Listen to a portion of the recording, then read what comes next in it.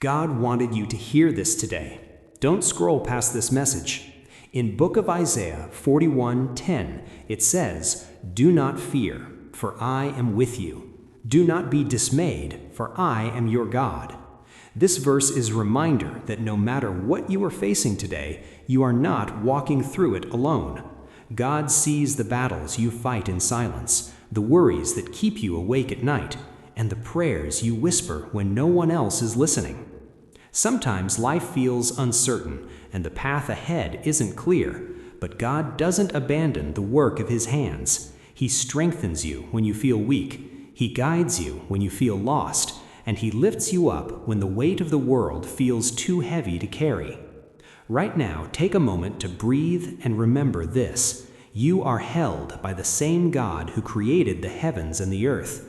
His plans for you didn't end with yesterday's struggle. They are still unfolding today.